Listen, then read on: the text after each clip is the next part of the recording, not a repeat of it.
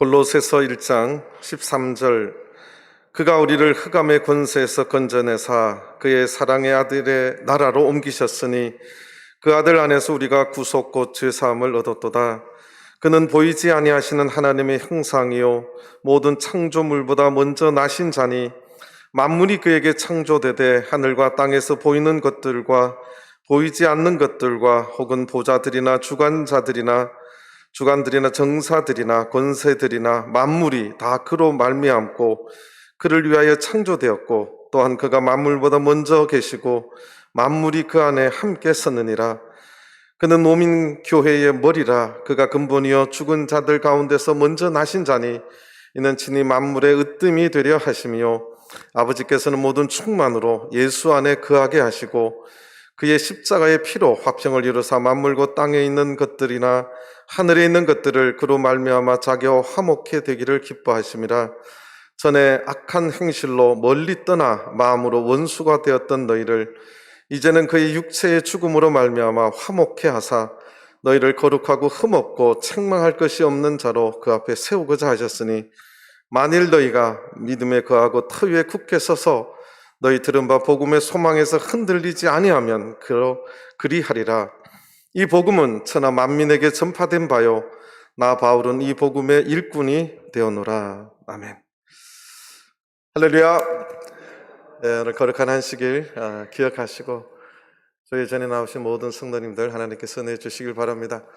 개인적으로는 부족한 제가 전주 교회 와서 4년이라는 행복한 목회 생활을 마지막으로 우리 성도님들과 함께 예배드리는 또 시간이기도 합니다. 오늘은 이 골로새서 1장에 있는 말씀을 가지고 같이 은혜를 나누고자 합니다.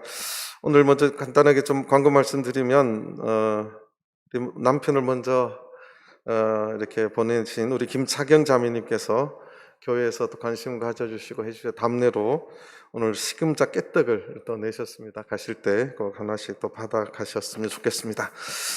오늘 이 골로새 1장의 말씀은 골로새 교회는 바울 사도가 가보지도 않았고 또 바울 사도가 전도하지도 않은 교회입니다. 에바브라라고 하는 하나님의 종이 개척하고 읽었던 교회가 골로새 교회입니다. 그 골로새 1장 7절에 보면 이와 같이 우리와 함께 종된 사랑하는 에바브라에게 너희가 배웠나니 에바브라를 통해서 골로새 교회가 세워졌습니다. 그런데 바울 사도는 그래서 그런지 모르지만 그가 직접 에베소에 3년 있으면서 내가 왜 하나님의 일꾼이 되었는지를 많이 설명했겠죠. 그런데 이 골로새 교회에는 자기가 가본 교회가 아니기 때문에 내가 왜 하나님의 일꾼이 되었는지 23절 제일 뒤에 보면 나 바울은 이 복음의 일꾼이 되었노라. 바울 사도가 나는 이 복음의 일꾼이 되었다고 고백을 하는 것이 이제 골로새 1장의 내용입니다. 바울 사도의 일생에 있어서는 이 복음에 내 인생을 걸었다는 고백입니다. 나의 모든 것을 버리고 내 일생을 이 복음을 위해서 살겠노라고 그렇게 고백하는 자기 고백서이기도 합니다. 근데 바울 사도의 많은 글들 중에 바울 사도가 왜 내가 하나님의 일꾼이 되었는지 다메섹 길에 가다가 벌하신 예수님을 만나서 그렇게 세례받고 성령받고 인도하심을 받았다는 글은 있는데 내가 왜 이 복음의 일꾼이 되었는지 신학적으로 또 진리적으로 자기 고백을 한 글은 딱 여기 한 군데가 있습니다. 그래서 굉장히 의미가 있어서 마지막으로 우리 전주교회 성도님들과 함께 이 본문을 가지고 같이 은혜를 나누고자 합니다. 또한 저도 바울 사도처럼 이것 때문에 제가 하나님의 일꾼으로 나선 것이기 때문에 저도 함께 동감하고 함께 은혜 받고 그 은혜를 우리 성도님들과 함께 나누고자 하는 것입니다. 자, 바울 사도는 크게 보면 4가지 이유를 말하고 있어요. 내가 왜 이 복음의 일꾼이 되었고 내가 왜 이 복음에 내 인생을 걸었는지 그 4가지 이유를 말을 해주고 있습니다. 그 첫 번째가 13절부터 나옵니다. 그가 우리를 흑암의 권세에서 건져내사 그의 사랑의 아들의 나라로 옮기셨으니 예수님께서 우리를 흑암의 권세, 사단의 권세, 멸망의 그 지옥에 갈 수밖에 없는 우리들을 건져주셨고 그의 사랑의 아들의 나라로 옮겨주셨기 때문에 나는 이 복음에 감사해서 하나님의 복음, 그 복음의 일꾼이 되었노라고 말하는 것입니다. 그런데 흑암의 권세에서 건져내는 것이 아무 대가 없이 그저 쉽게 한 것이 아니라 14절에 이렇게 말합니다. 그 아들 안에서 우리가 구속 곧 죄사함을 얻었도다. 흑암의 권세에서 건져낸 것은 대속을 통해서, 구속을 통해서, 그러니까 속량물이 필요했는데 그 속량물을 예수님께서 친히 담당해 주셔서 우리가 그렇게 흑암의 권세에서 건져냄을 받았다는 사실입니다. 그러니까 예수님께서 쉽게 말로 한 것이 아니라 친히 이 땅에 인간의 비천한 몸을 입고 내려오셔서 하늘나라의 복음을 전파하시고 스스로 그 복음의 완성을 성취하기 위해서 십자가에 달려서 우리를 구속해 주시기 위한 죄값을 다 치러 주신 것, 그게 구속이에요. 우리가 흑암의 권세 아래, 사탄의 권세 아래 있을 수밖에 없었는데 예수님께서 대속해 주심으로 우리가 깨끗하게 죄사함을 얻었다는 사실입니다. 이 땅에 모든 인간은 흑암의 권세 아래 사는 자들입니다. 누구도 다 하늘나라를 내 힘으로 갈 수 있는 사람 아무도 없습니다. 누가 내 죄값을 치러줘야 되는데 바울 사도는 이걸 깨닫고 나는 이 복음을 위해서 내 인생을 던졌노라고 지금 고백하는 것입니다. 아무도 하늘나라로 갈 수 있게 하거나 나의 죄를 씻어줄 사람은 아무도 없는데 예수님께서 그 일을 해주셨기 때문에 나는 이 복음이 너무너무 귀하기 때문에 내가 하늘나라 갈 수 있는 흑암의 권세에서 이제 그 아들의 나라로 옮겨주신 그 은혜를 내가 너무너무 감사하기 때문에 내가 이 복음의 일꾼이 되었다고 지금 고백하는 것입니다. 저는 우리 전주교회 모든 성도님들도 우리가 원래는 흑암의 권세에서 사탄의 권세 아래에 있었던 자들인데 예수님의 구속, 그 피의 보혈을 통해서 우리가 세례를 받고 죄사함을 얻고 하늘나라의 그 하나님의 아들의 나라로 옮겨졌다는 사실을 감사할 수 있는 저와 여러분들 되기를 간절히 바랍니다. 이것이 바울 사도가 자기 고백으로 내가 이 복음의 일꾼이 되었던 첫 번째 이유로 꼽습니다. 이것을 신학적으로 구속주가 되시기에 우리가 바울 사도가 일꾼이 되었다 이렇게 말하는데 그 단순한 구속주라고 하는 그 단어가 아니라 우리 13절 14절을 잘 묵상해 보면 예수님께서 우리가 아니라 나를 대신해서 내 죄를 치러주시기 위해서 십자가에 대속물로 그렇게 희생되셨기에 나의 죄가 씻어지고 하늘나라 자기 그의 사랑하는 아들의 나라로 이미 옮겨졌다는 사실에 감사할 수 있게 되길 바랍니다. 사실은 성경 말씀의 바울 사도는 옮겨질 건데 이게 아니라 어떻게 됐다고요? 옮기셨어요. 저희 교회는 참 너무 겸손하세요. 예수님께서는 옮겨놨다는데 우리는 진짜요? 그게 언약 속에서 이것이 이제 언약이기 때문에 그래요. 우리 성도님들이 자꾸 이제 힘들어하는 것은 예수님의 언약 속에서 이미 우리는 옮겨졌어요. 그 언약 안에 거한다면 우리는 이미 하늘나라 백성들입니다.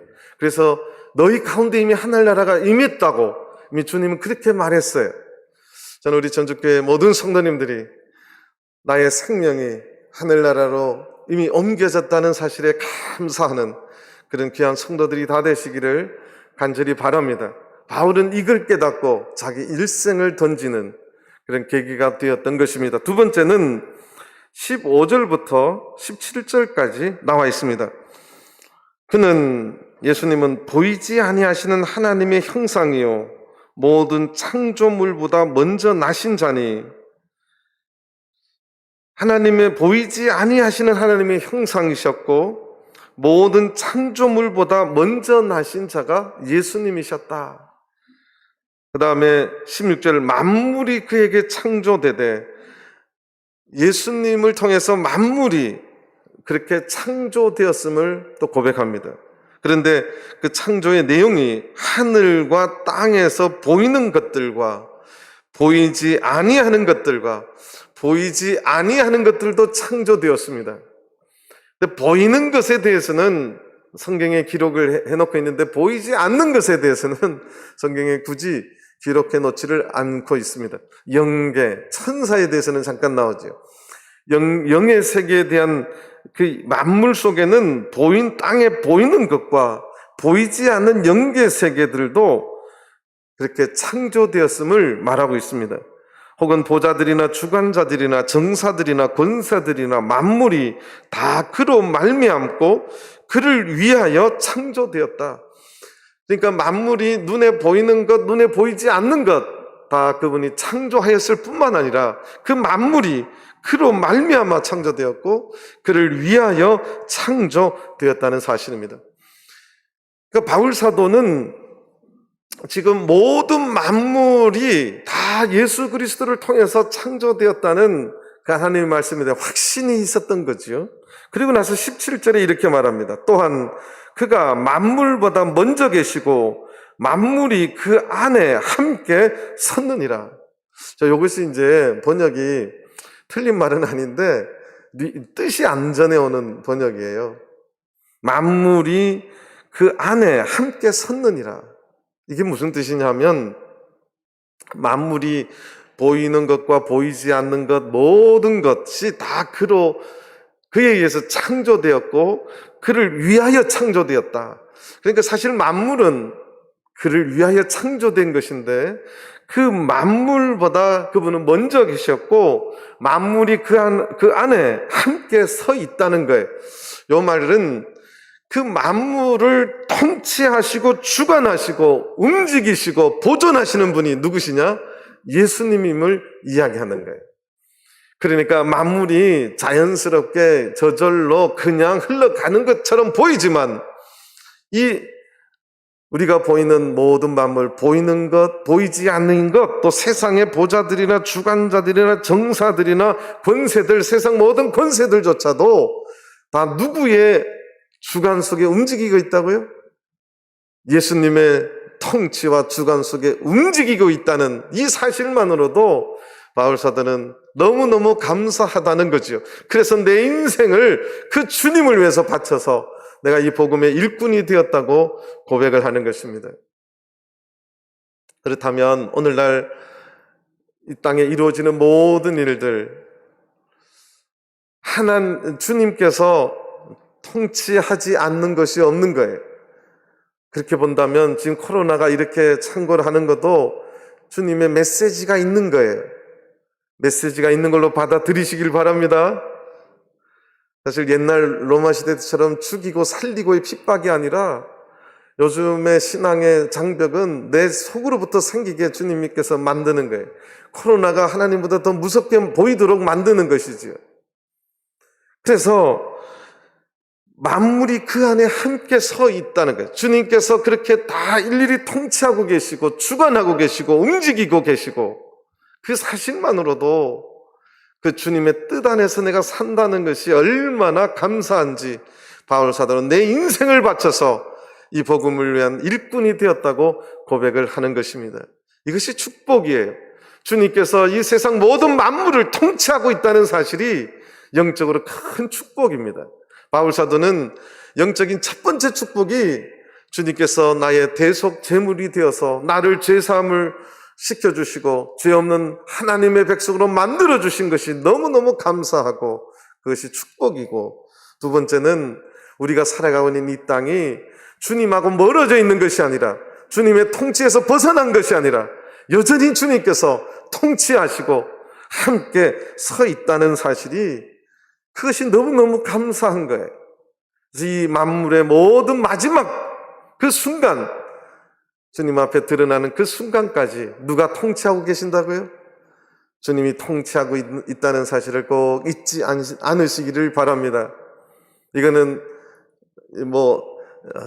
어떻게 될지 모를라 이게 아니라 분명히 주님의 뜻대로, 주님이 계획하신 대로 세상의 마지막 타임은 올 것입니다.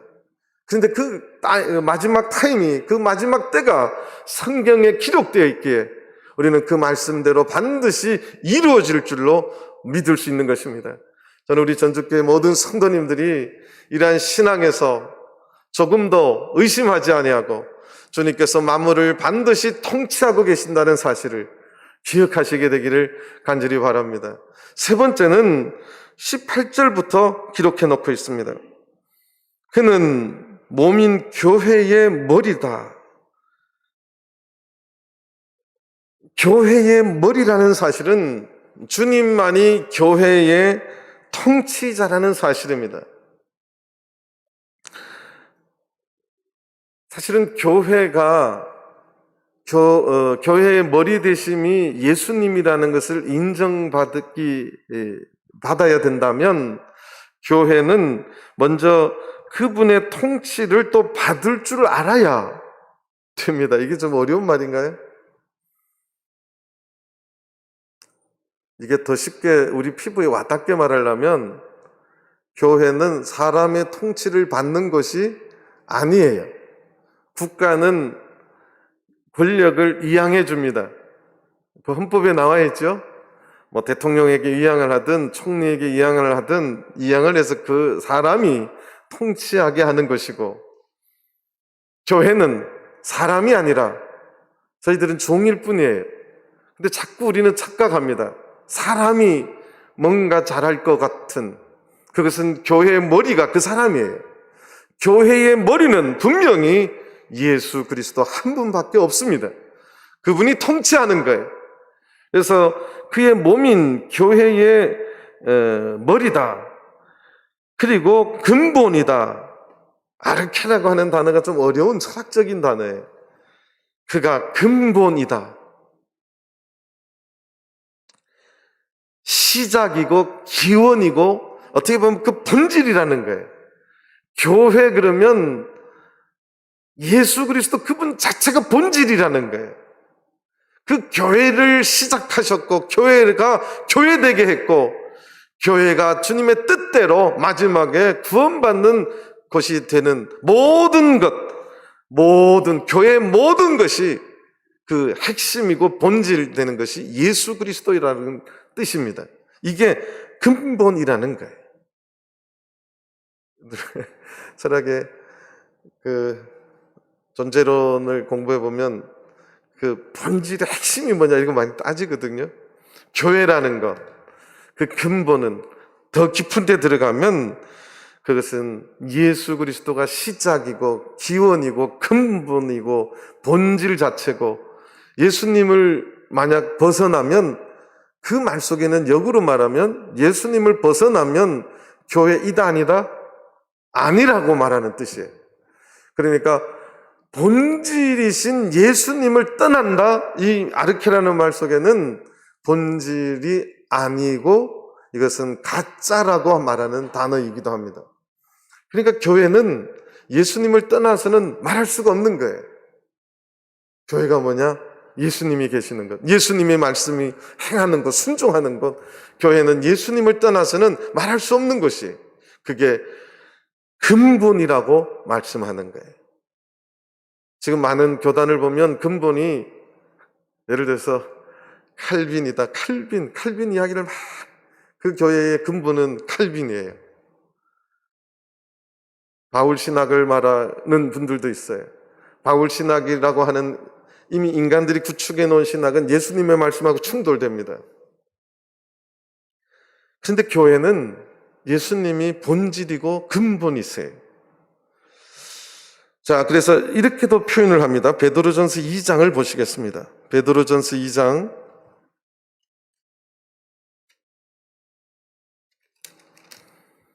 6절 7절입니다.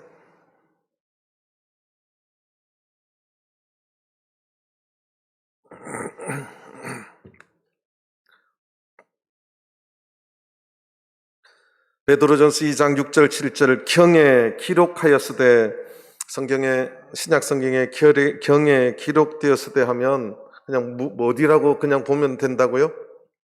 이사야서입니다.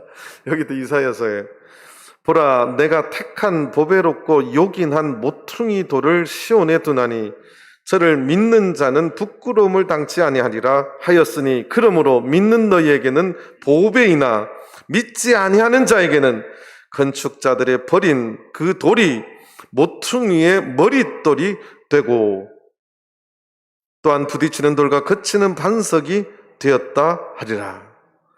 자, 예수님께서는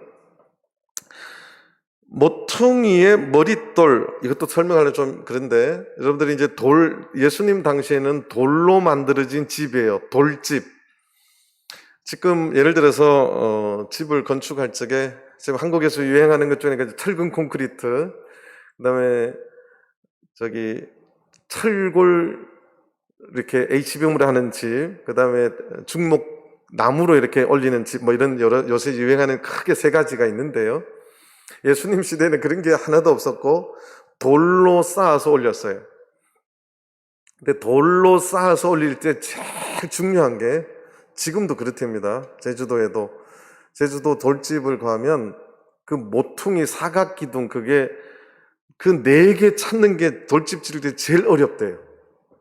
이게 무슨 말이냐면, 내 귀퉁이를 탄탄히 받치는 돌을 구해서, 눈에 잘 보이지는 않지만 돌이 안으로 이렇게 안으로 모아가게 합니다. 근데 이쪽에 모퉁이가 약하면 집이 힘을 이렇게 안으로 쫙 받아야 더 튼튼해지는데, 모퉁이 돌이 약하면 그쪽으로 무너져 버린대요. 그래서 이 모퉁이 돌이 굉장히 중요해서, 그래서 유대인들이 왜 모퉁이 돌이라고 자꾸 하느냐, 그것은 건축 돌로 만들어지는 집에 있어서 가장 중요한 돌이 모퉁이 돌이에요. 그러니까 이 하나님의 집을 갖추는 가장 근본이고 중요한 돌이 모퉁이 돌이라는 거죠.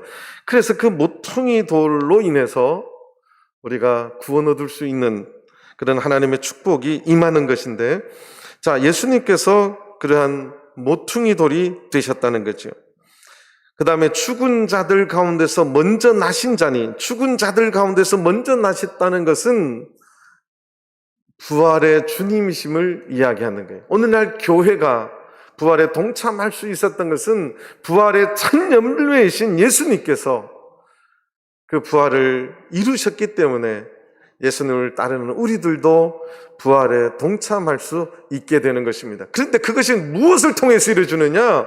예수님이 교회의 머리이시고 근본이기 때문에 오늘날 예수님의 이 안에 있는, 예수님의 그 권속 아래에 있는 모든 성도들이, 교회가 그 부활에 동참한다는 의미입니다. 교회가 그의 머리라고 하는 것부터 오늘 이 본문을 설명하고 있어요.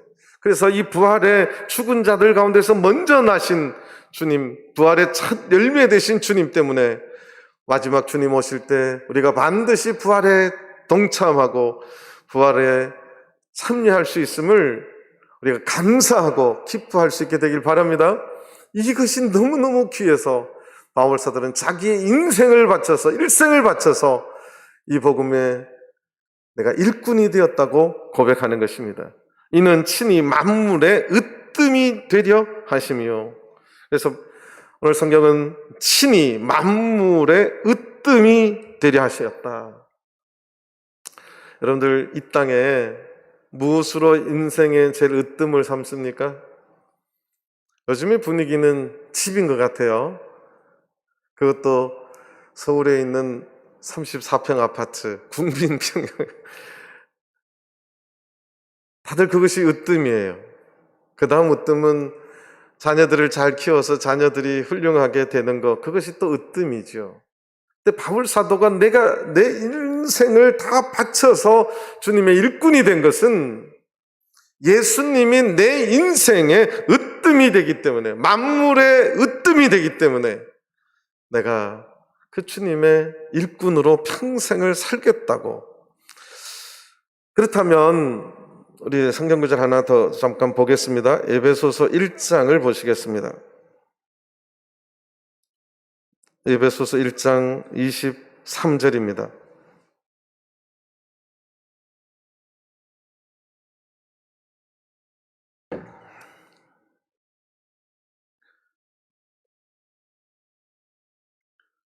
에베소서 1장 23절 교회는 그의 몸이니 만물 안에서 만물을 충만케 하시는 자의 충만이니라. 자, 이 만물의 으뜸이 된다는 것,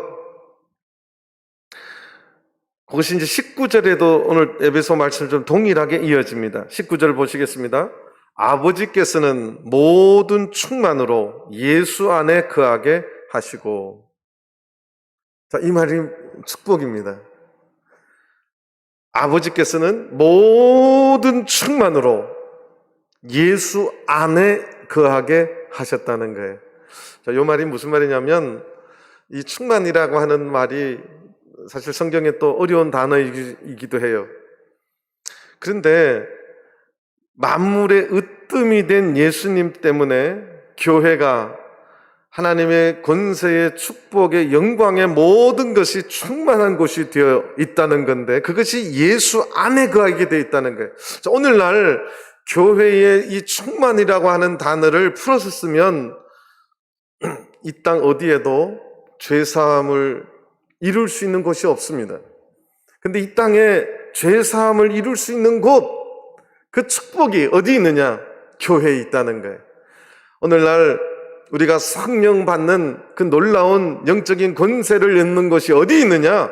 다른 데 없다는 거예요. 교회에 있다는 거예요.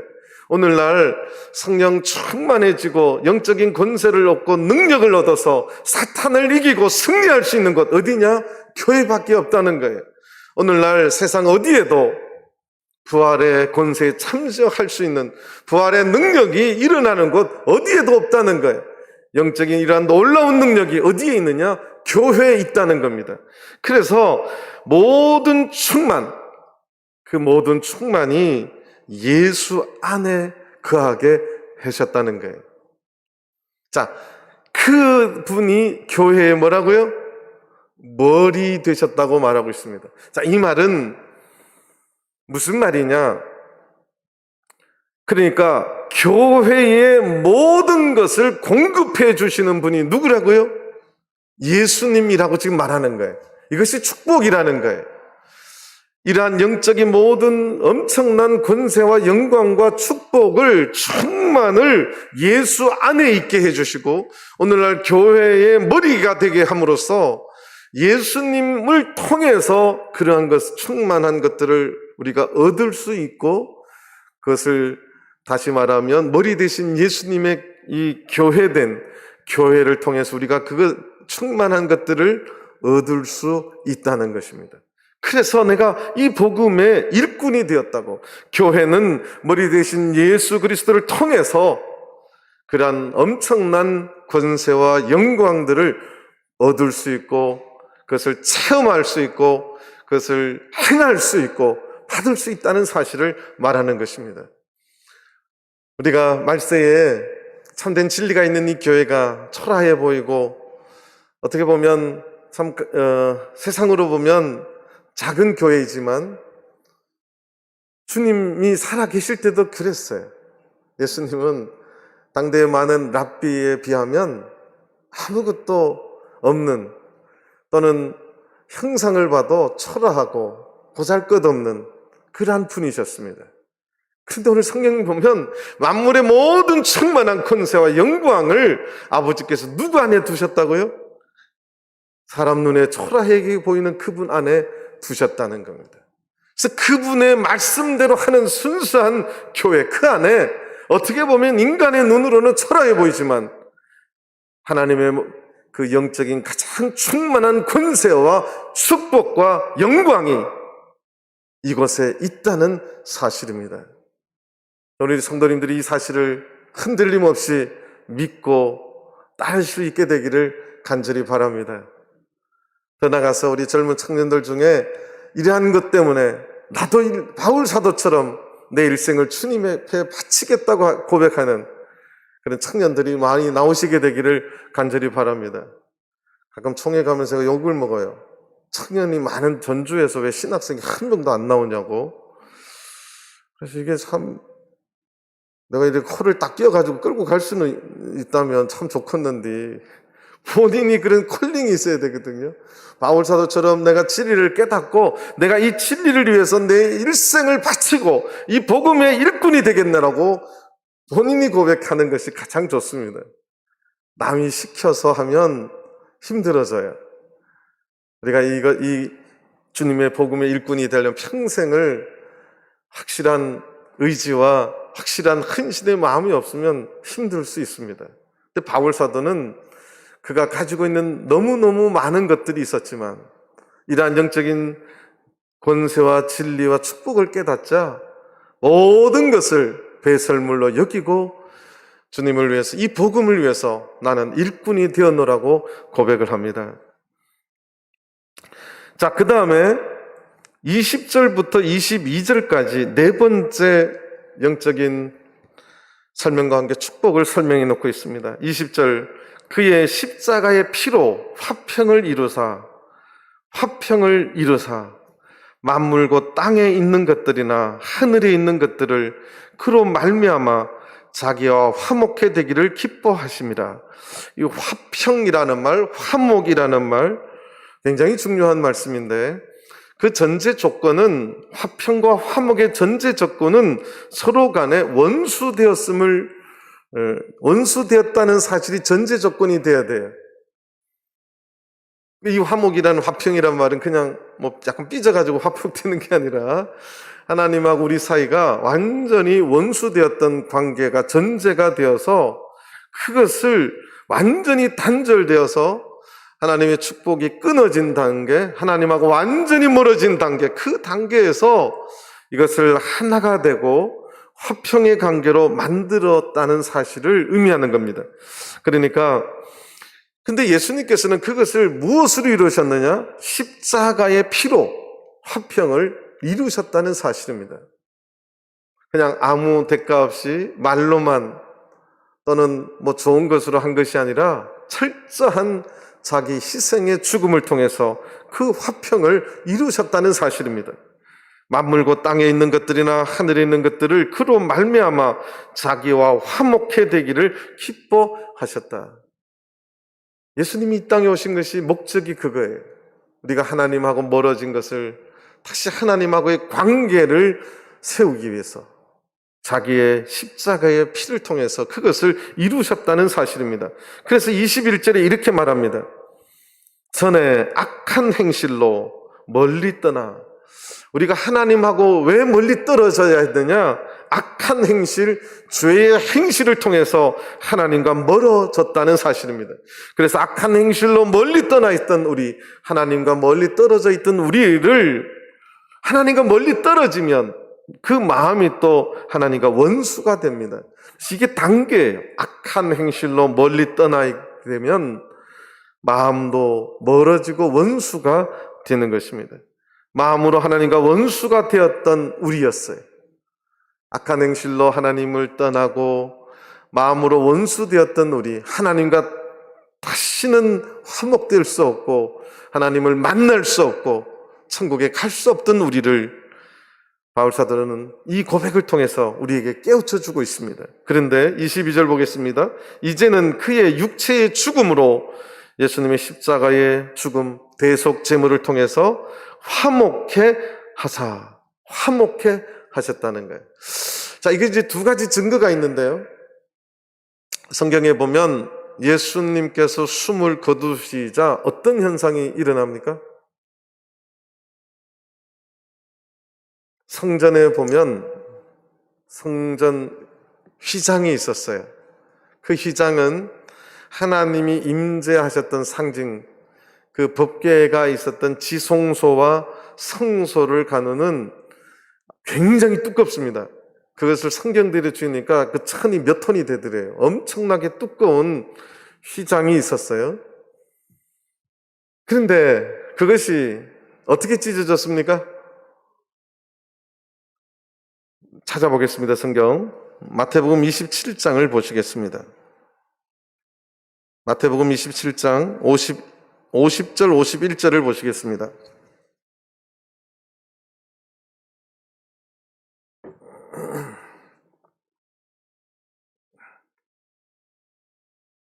50절 예수께서 다시 크게 소리 지르시고 영혼이 떠나시다.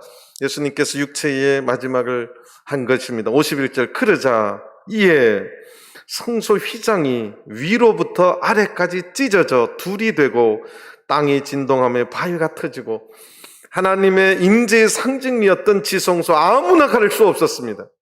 그런데 그것이 그 휘장이 위로부터 아래로 찢어졌어요. 이것은 어떤 의미냐? 누가 찢었다는 의미예요? 이제 성경 말씀대로 그 휘장 같은 걸 지어서 밑에서 찢어보려고 그랬대요. 안 찢어지더래요. 이게 견고하게 금색실, 청색실, 홍색실로 그 성경에 보면 공교하게 짜라 그랬어요. 이 짠 거를 사람 힘으로 절대 안 찢어지더래요. 그런데 성경학자들이 그런 것도 실험을 합니다. 근데 성경은 밑에서 찢어졌대요? 위에서 찢어졌대요? 위로부터. 하나님을 만나는 지성소, 들어가면 죽을 수밖에 없는 그 지성소에 하나님이 임재하는 곳을 하나님께서 찢으셔서 상징으로 우리 인간과 예수님의 죽음을 통해서 하나님과 사람이 화목해 되었음을 보여주는 증거였어요. 그 다음에 오늘 본문을 다시 돌아오면 또 하나 증거는 성령 받음입니다. 성령을 부어주셨어요. 우리는 하나님을 떠났기 때문에 원수되었고 거룩한 영이, 성령이 거룩한 영입니다. 거룩한 영이 우리 안에 거할 수가 없었어요. 그런데 예수님의 십자가의 보혈을 통해서 우리가 물로 세례를 받음으로 죄사함을 이루자 우리 안에 거룩한 성령이 임할 수 있게 해주셨어요. 하나님께서 하나님의 영이고 예수의 영이신 성령이 인간의 죄인된 인간에 임할 수가 없습니다. 그런데 우리가 예수님의 죽음을 통해서 그 거룩한 영이 우리 사람에게 임하게 되는 놀라운 일이 일어난 것입니다. 예수님의 거룩한 영이 사람의 그 안에 들어오셨다는 것, 이것이 하나님과 화목됨의 두 가지 증거입니다. 그래서 22절 중간부터 보면 화목해 하사 너희를 거룩하고 흠없고 책망할 것이 없는 자로 그 앞에 세우고자 하셨으니, 이것이 최종 축복이에요. 마지막 주님 심판 때에 거룩하고 흠없고 책망할 것이 없는 자로 세우고자 원한다는 거예요. 우리가 주님 앞에 의인으로 세워진다는 사실입니다. 그러니까 예수님께서 화목제물이 되셔서 마지막에 우리가 주님 앞에, 하나님 앞에 의인으로 설 수 있게 해주셨다는 사실이에요. 이 사실이 너무너무 감사하다는 거죠. 그래서 나는 이 복음에 인생을 걸겠다고 바울사도는 지금 고백하고 있는 것입니다. 이것이 축복이에요. 저는 우리 전주교회 모든 성도님들이 오늘 바울사도가 말씀한 이 네 가지를 축복으로 알고 꼭 기억하시기를 간절히 바랍니다. 이것이 성경의 말씀이에요. 23절 보겠습니다. 만일, 이 조건이에요. 이 부분은 이제 여러분들, 우리 성도님들에게 하는 말이에요. 만일 너희가 믿음에 거하고 터 위에 굳게 서서 너희 들은 바 복음의 소망에서 흔들리지 아니하면 그리하리라. 뭔가 슬쩍 지나갔는데 이게 무슨 뜻인지는 안 나와요. 그리하리라가 무슨 말일까요? 만일 어떻게 하면 그리하리라, 이렇게 돼 있어요, 구조가. 지금 바울사도는 크게 네 가지를 말했어요. 첫 번째, 구속주. 우리의 구속하시기 위해서 대속제물로 오셨고 창조주 하나님, 지금도 만물을 주관하시고 통치하신 하나님, 교회의 머리 되신 주님, 그분을 통해서 만물을 충만케 해주신 그 충만이 다 어디에 있다고요? 교회에 있다고. 그리고 화목주로 오셨어요. 그래서 우리가 마지막에 주님 앞에 의인으로 쓸 수 있도록 해주셨는데, 만일 너희들이, 여기 말한 것처럼 세 가지를 말하고 있는데, 믿음에 거하고 터 위에 굳게 서서 너희 들은 바 복음의 소망에 흔들리지 아니하면 이 네 가지 축복이 너희 것이 될 것이다, 그 말이에요. 이 말씀 이해가 되세요? 만일, 이게 조건이에요, 조건. 너희가 믿음에 굳게 서서 믿음에 거하고 그 믿음의 터 위에 굳게 서고 너희 들은 바 복음의 소망에서 조금 더 흔들리지 아니하면 구속자 되시고 우리를 하늘나라로 옮겨주신 그 축복이 누구에게 임한다고요? 너에게 그리 임할 것이다. 창조주 하나님, 그 하나님의 그 통치의 축복이 너희에게 임할 것이다. 교회의 머리 되셔서 교회의 충만한 영적인 권세 영광이 너희의 것이 될 것이다. 화목제물이 되셔서 우리가 마지막 주님 앞에 의인으로 인정받는 그 영적인 어마어마한 축복이 너희 것이 될 것이다, 그 말이에요. 그게 그리 하리라는 거예요. 이게 그냥 말로 이루어지는 게 아니라는 거죠. 성취될 하나님의 약속이라는 것입니다. 그리고 나서 바울 사도가 이 복음은 천하 만민에게 전파된 바요 나 바울은 이 복음의 일꾼이 되었노라, 그렇게 고백하고 있는 것입니다. 바울 사도의 모든 일생을 이 복음을 위해서 다 버리고 이 복음에 자기의 일생을 걸었음을 고백하는 순간입니다.